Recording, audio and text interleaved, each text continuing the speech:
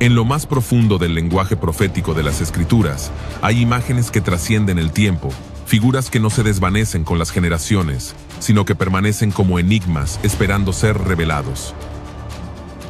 Entre estas imágenes se alzan dos personajes misteriosos, dos testigos, dos olivos, anunciados por primera vez por el profeta Zacarías en una visión nocturna, y que resurgirán siglos más tarde en el corazón del Apocalipsis, en medio del juicio y la gran tribulación. ¿Quiénes son estos dos olivos que están delante del Señor de toda la tierra? ¿Qué significa que estén junto al candelero de oro puro? ¿Por qué en Apocalipsis capítulo 11 se les otorga poder para cerrar los cielos, herir la tierra con plagas y profetizar vestidos de cilicio durante 1260 días? Estas figuras no son meros símbolos sin peso, son piezas clave dentro del plan divino para los juicios finales, instrumentos del cielo en medio del caos, y portadores de una verdad que el mundo ha intentado acallar durante siglos. Aún así, sus identidades siguen siendo un misterio que ha provocado intensos debates entre teólogos, rabinos y estudiosos de la escatología bíblica. Israel, incluso hoy, espera la aparición de Moisés y Elías. Durante la celebración de la Pascua judía, se deja una copa adicional sobre la mesa en honor a Elías, esperando que regrese como precursor del Mesías. Tal como lo anuncia Malaquías capítulo 4 versículo 5, «He aquí, yo os envío el profeta Elías, antes que venga el día de Jehová, grande y terrible». Asimismo, la figura de Moisés, el gran libertador, está profundamente arraigada en la esperanza mesiánica del pueblo judío. Ambos representan la ley y los profetas, y muchos creen que serán ellos quienes volverán como los dos testigos durante la tribulación. ¿Serán entonces Moisés y Elías? ¿O quizás Enoc y Elías, los únicos hombres que según la Escritura no conocieron la muerte? ¿O acaso serán dos nuevos siervos que Dios levantará con poder profético para ese momento crítico? Todas estas preguntas han generado largas discusiones. Lo que sí sabemos es que estos dos testigos predicarán con autoridad en medio de la gran tribulación. Se enfrentarán al anticristo y tras cumplir su misión, serán asesinados en Jerusalén, la ciudad que espiritualmente se llama Sodoma y Egipto, donde también nuestro Señor fue crucificado. Sus cadáveres quedarán expuestos públicamente por 3 días y medio, mientras el mundo entero celebra su muerte. Pero entonces, Dios intervendrá. El espíritu de vida descenderá sobre ellos y se levantarán ante la mirada atónita de las naciones. Resucitarán y serán llevados al cielo en una nube gloriosa. Así que, querido oyente, si deseas profundizar en este tema fascinante y entender más sobre quiénes podrían ser estos dos testigos, te invito a ver este video hasta el final. Descubrirás detalles y misterios que tal vez nunca antes habías considerado sobre estos personajes proféticos. Antes de continuar, queremos saber tu opinión. ¿Quién crees tú que serán los dos testigos? ¿Moisés y Elías? ¿Enoc y Elías? ¿O quizás otros completamente distintos? Déjanos tu comentario. Empezamos.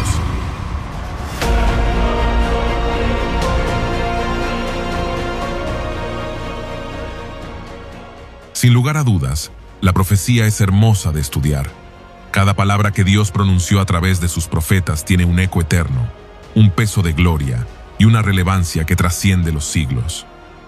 Zacarías capítulo 4 no es la excepción. Esta visión fue dada en un momento crítico para el pueblo de Dios. Para comprender su significado, debemos viajar al tiempo en que fue proclamada. La visión de los dos olivos en el libro de Zacarías se sitúa en un período crucial de la historia de Israel, el regreso del exilio babilónico. Estamos en el siglo VI a.C. El imperio babilónico había caído en manos de los persas, y Ciro el Grande, en un gesto sin precedentes, autorizó a los judíos a volver a Jerusalén para reconstruir su ciudad y su templo. Este retorno no fue sencillo. El pueblo encontró una Jerusalén devastada, con murallas derribadas y un templo en ruinas.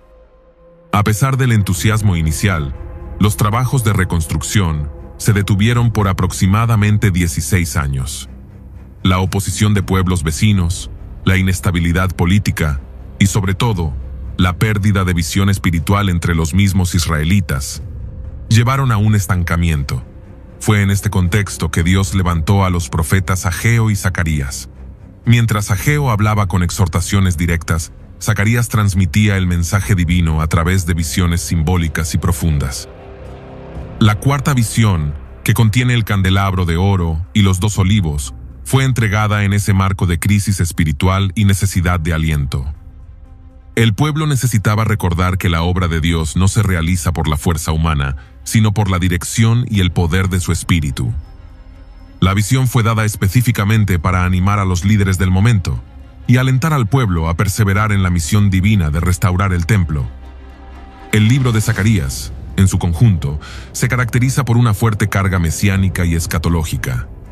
Sus visiones no solo se dirigen a su propia generación, sino que anticipan una dimensión futura del plan de Dios, más allá de su tiempo inmediato. Por ello, lo que parece una visión local y momentánea se proyecta hacia algo mucho más amplio, el diseño eterno del reino.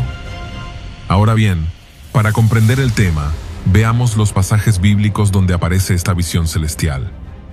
Comencemos leyendo Zacarías capítulo 4, verso 2. Y me dijo, ¿qué ves? Y respondí, he mirado, y he aquí un candelabro todo de oro, con un depósito encima, y sus 7 lámparas encima del candelabro, y 7 tubos para las lámparas que están encima de él.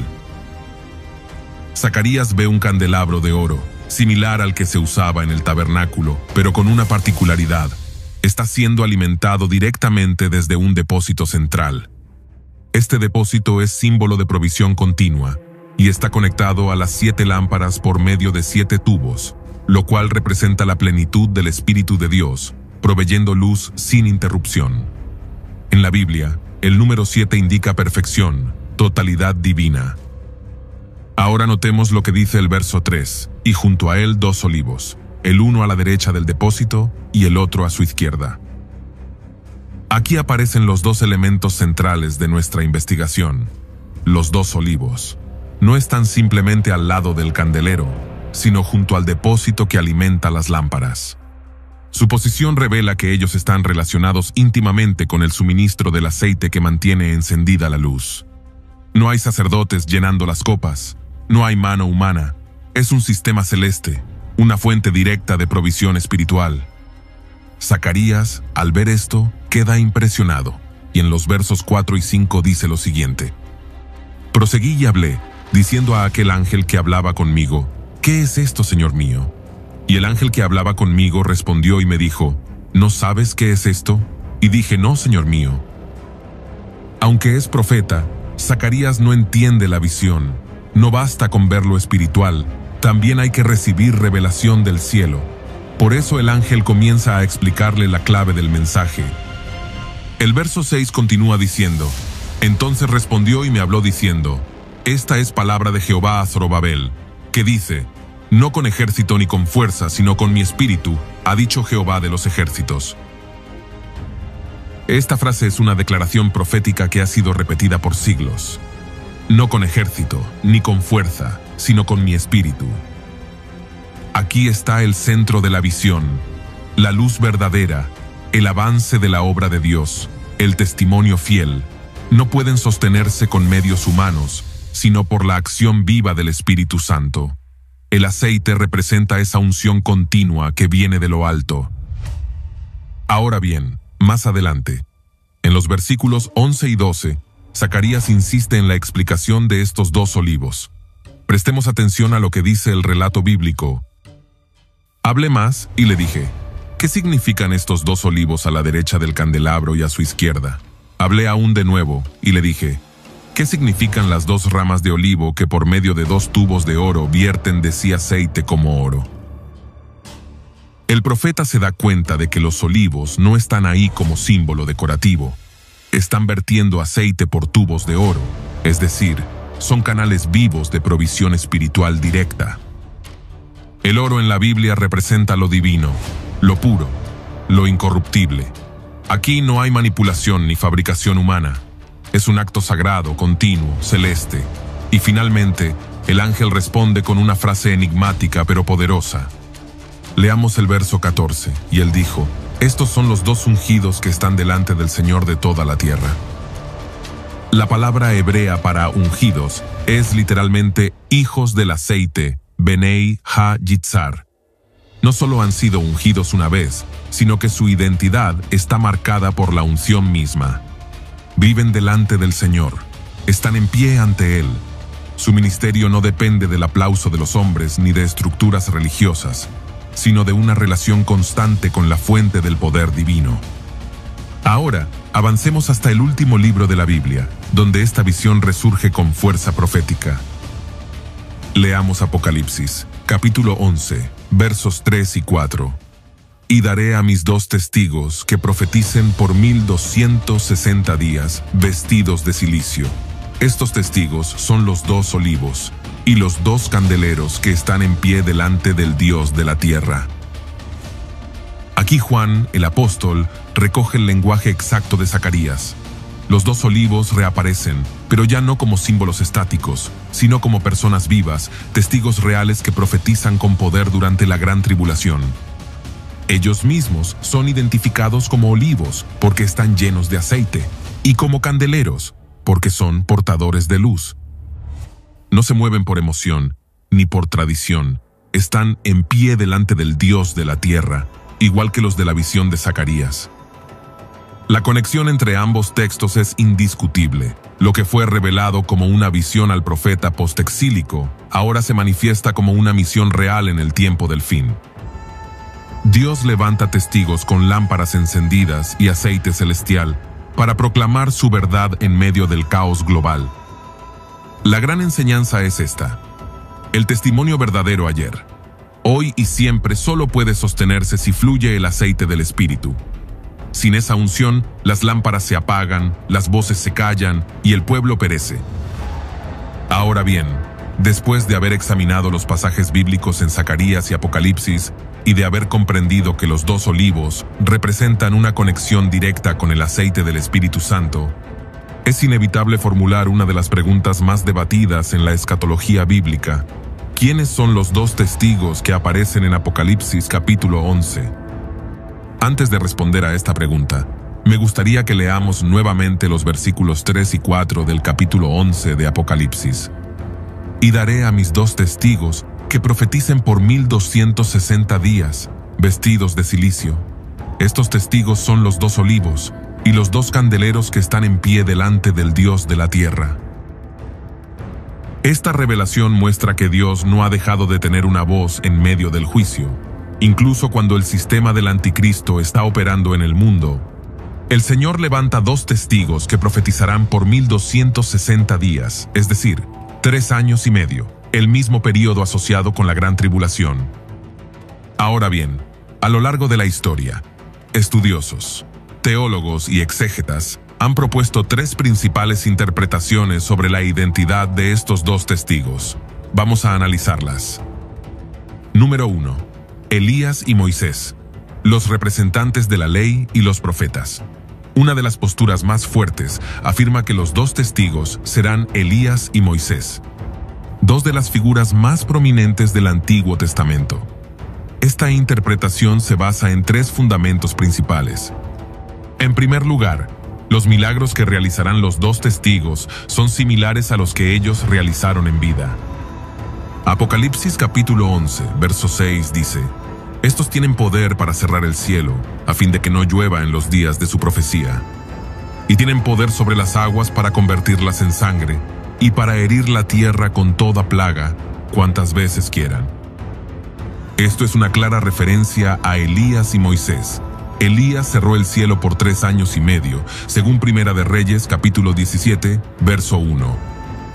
Entonces Elías Tisbita, que era de los moradores de Galaad, dijo a Acab: vive Jehová Dios de Israel, en cuya presencia estoy, que no habrá lluvia ni rocío en estos años, sino por mi palabra. Por otro lado, Moisés convirtió el agua en sangre y trajo plagas sobre Egipto. En segundo lugar, ambos aparecen juntos con Jesús en la transfiguración. En Mateo capítulo 17, verso 3 leemos: y he aquí les aparecieron Moisés y Elías, hablando con él. Esto ha sido interpretado como una señal profética. Ellos son testigos autorizados del Mesías y podrían volver para testificar en los días finales. En tercer lugar, representan las dos grandes categorías del Antiguo Testamento: la ley, Moisés, y los profetas, Elías. Así como el Antiguo Testamento se resumía en estos dos pilares, estos dos testigos personifican el testimonio completo del pacto antiguo. En este sentido, vuelven para confrontar al mundo con la palabra profética y la autoridad de la ley divina. Ahora bien, hay una objeción a esta postura. Moisés sí murió, y algunos creen que no regresaría. Sin embargo, se argumenta que Dios puede resucitarlo, como hizo con Lázaro, solo que en este caso con una misión escatológica clara. Número 2. Elías y Enoc, los que nunca vieron la muerte. Otra postura ampliamente aceptada entre algunos teólogos antiguos y modernos es que los testigos serán Elías y Enoc, basándose en el hecho de que ambos fueron llevados vivos al cielo y no experimentaron la muerte. Enoc fue trasladado al cielo según Génesis capítulo 5, verso 24. Caminó, pues, Enoc con Dios, y desapareció, porque le llevó Dios. Por su parte, Elías fue llevado en un torbellino al cielo según Segunda de Reyes capítulo 2, verso 11. Y aconteció que yendo ellos y hablando, he aquí un carro de fuego con caballos de fuego apartó a los dos, y Elías subió al cielo en un torbellino. Esta interpretación se apoya en Hebreos capítulo 9, verso 27, donde dice: y de la manera que está establecido para los hombres que mueran una sola vez, y después de esto el juicio. Bajo esta lógica, como Elías y Enoc no murieron, deben retornar para cumplir ese decreto universal de muerte. Al regresar como los dos testigos, ellos completarían su ciclo humano muriendo al final de su testimonio, tal como lo indica Apocalipsis capítulo 11, verso 7. Cuando hayan acabado su testimonio, la bestia que sube del abismo hará guerra contra ellos, y los vencerá y los matará. También se afirma que Enoc fue un predicador del juicio. Esto es mencionado en Judas capítulo 1, verso 14. De estos también profetizó Enoc, séptimo desde Adán, diciendo: he aquí, vino el Señor con sus santas decenas de millares. Esto refuerza la idea de que Enoc tiene un papel profético en el anuncio del juicio de Dios, y por tanto, estaría calificado para ser uno de los testigos en la gran tribulación. Número 3. Dos profetas futuros aún no conocidos. Una tercera postura, sostenida por muchos exégetas contemporáneos, es que los dos testigos serán dos hombres que aún no han aparecido, pero que serán escogidos y ungidos por Dios especialmente para los días del fin. Esta posición se basa en el hecho de que Apocalipsis no menciona nombres. Los testigos son definidos por su función, y daré a mis dos testigos que profeticen por 1260 días, vestidos de cilicio. No se dice que sean reencarnaciones o regresos de personajes pasados, sino simplemente testigos llenos de poder. Su argumento también es: Dios siempre levanta siervos nuevos según la generación. Así como Dios llamó a Noé para el diluvio, a Moisés para el éxodo, a Elías para enfrentar la idolatría, y a Juan el Bautista para preparar al Mesías, también puede levantar dos siervos nuevos, únicos, preparados para enfrentar al anticristo. Esta visión evita los problemas doctrinales sobre el regreso físico de Enoc o Elías. Algunos argumentan que Enoc y Elías ya están glorificados y que volver en cuerpo mortal sería contradictorio. Por eso, esta postura propone que serán dos testigos humanos comunes, pero revestidos de poder sobrenatural como los profetas del Antiguo Testamento. Ahora bien, es importante señalar que cada una de estas posturas tiene argumentos bíblicos y teológicos respetables. No estamos ante una doctrina esencial para la salvación, sino ante un tema escatológico que permite distintas interpretaciones entre creyentes sinceros. La identidad exacta de los dos testigos no ha sido revelada con absoluta claridad, lo cual nos lleva a depender de la oración, el estudio cuidadoso y la humildad ante el texto sagrado. Personalmente, me inclino a pensar que se trata de Elías y Moisés, por la fuerza de los paralelos bíblicos y su aparición con Cristo en la transfiguración. Sin embargo, Entiendo que otros pueden considerar con fundamento que se trata de Elías y Enoc o de 2 profetas aún por manifestarse. Lo esencial es que Dios tendrá un testimonio poderoso en los días finales y que estos testigos estarán completamente llenos del Espíritu, con una misión clara para confrontar al mundo con la verdad. La revelación de los 2 olivos es mucho más que una figura simbólica. Es un testimonio vivo de que, en cada generación, Dios levanta voces ungidas para proclamar su verdad. Desde el tiempo de Zacarías hasta la visión escatológica de Juan, vemos un mismo principio. En medio de la oposición, la ruina y la apostasía, el Señor mantiene encendida su lámpara a través de aquellos que están conectados al aceite celestial. Los 2 testigos de Apocalipsis no solo representan juicio, sino también esperanza. Son un recordatorio de que Dios no guarda silencio ante la maldad, y que aún en medio de la gran tribulación, su palabra será proclamada con poder. Su función no es agradar al mundo, sino anunciar la verdad con fidelidad, aunque eso les cueste la vida. Apocalipsis capítulo 11 verso 7 dice: Cuando hayan acabado su testimonio, la bestia que sube del abismo hará guerra contra ellos, y los vencerá y los matará. Sin lugar a dudas, la bestia habría deseado acabar con estos 2 testigos mucho antes. Los 1260 días que estuvieron predicando libremente debieron parecerle interminables. Sin embargo, una vez más queda demostrado que los tiempos están bajo el control absoluto de Dios, quien los establece desde su trono en el cielo.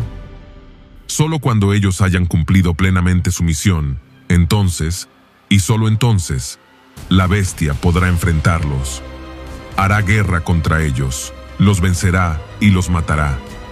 Solo la bestia logró acabar con los 2 testigos, lo que provocó asombro y alegría entre los incrédulos. Sin duda, esta acción le hará ganar el reconocimiento, el respaldo, la simpatía y la admiración de muchos, que verán en él a un Salvador por haber silenciado a quienes proclamaban la verdad. Por todo esto, querrá que todo el mundo vea los cadáveres de los 2 testigos.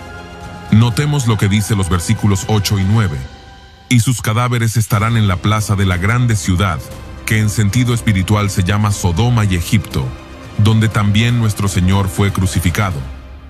Y los de los pueblos, tribus, lenguas y naciones verán sus cadáveres por 3 días y medio, y no permitirán que sean sepultados.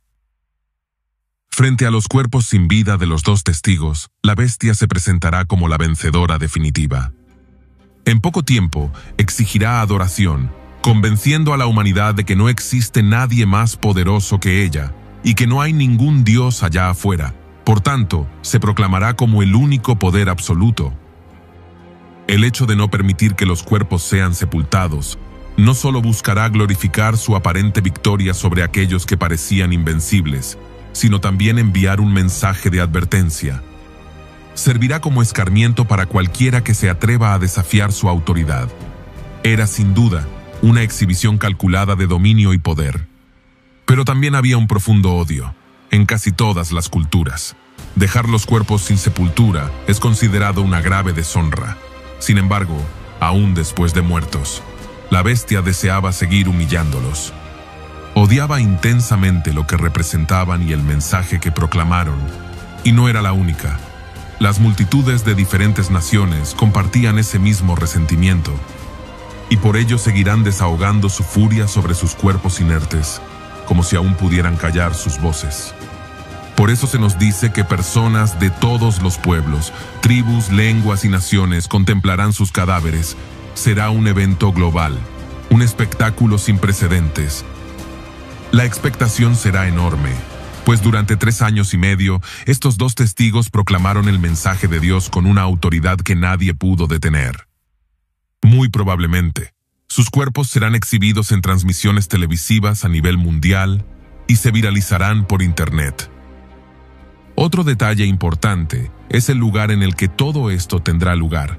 Se nos dice que sus cadáveres estarán en la plaza de la grande ciudad, que en sentido espiritual se llama Sodoma y Egipto, donde también nuestro Señor fue crucificado. Una vez más, el apóstol Juan da un rodeo intencional antes de revelar el lugar específico al que se refiere. De hecho, no menciona su nombre directamente, sino que nos lleva a deducirlo a través de las pistas que nos ofrece. Pero este detalle no es casual, ya que también busca mostrarnos la condición espiritual y moral de la ciudad donde todo esto sucede. ¿A qué lugar se está refiriendo realmente? Comencemos por destacar que esta ciudad es identificada espiritualmente con Sodoma y Egipto. Ambas son reconocidas en la Biblia por su profunda maldad y por haber sido objeto del juicio divino. Sodoma simboliza la soberbia, la perversión y la corrupción moral, mientras que Egipto evoca la esclavitud, la opresión y la tiranía que padeció el pueblo de Dios en tiempos pasados. Es cierto que existen muchas ciudades en el mundo que podrían encajar con estas características, pero solo una es el lugar donde nuestro Señor fue crucificado. Esta es una referencia clara e indiscutible a Jerusalén. Y aunque esta comparación nos pueda parecer impactante, no es algo nuevo. El profeta Isaías ya había utilizado un lenguaje similar al referirse a los líderes y al pueblo de Judá, llamándolos príncipes de Sodoma y pueblo de Gomorra, como se menciona en Isaías capítulo 1, versículo 10. A simple vista, Jerusalén podría parecer una ciudad santa, pero ante los ojos de Dios se había convertido en un símbolo de persecución. Por siglos había perseguido a los siervos del Señor, y en el colmo de su maldad, fue allí donde se crucificó al mismo Hijo de Dios. Ahora, siguiendo esa misma línea de violencia y rechazo a la verdad, se convirtió en el escenario donde murieron y fueron expuestos los cuerpos de estos dos fieles testigos. Pero la historia no termina allí. Después de esos 3 días y medio, el espíritu de vida enviado por Dios entra en ellos y se levantan sobre sus pies, ante la mirada aterrorizada de todos los que los observan. Su resurrección pública no solo confirma que su mensaje era verdadero, sino que anticipa el juicio inminente que vendrá sobre los impíos. Luego, una voz desde el cielo les dice: «Subid acá», y ellos ascienden en una nube, en una clara señal de victoria, gloria y vindicación divina. Este evento nos recuerda que la fidelidad a Dios puede costar la vida, pero también que la resurrección es segura para los que testifican con valentía. Aunque el mundo celebre su aparente victoria, el propósito de Dios prevalecerá, y sus siervos serán reivindicados.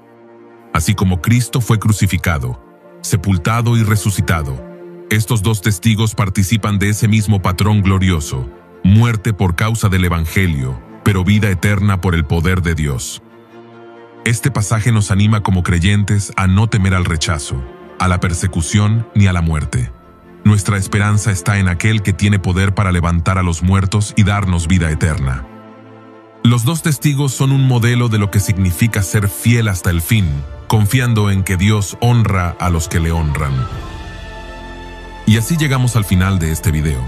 Deseamos de corazón que haya sido de bendición para tu vida, que haya traído claridad al entendimiento profético de la palabra, y que el Espíritu Santo haya despertado en ti el anhelo profundo de ser un testigo fiel en estos tiempos cruciales. Que el Señor te fortalezca, te llene de sabiduría y te conduzca siempre por el camino de la verdad.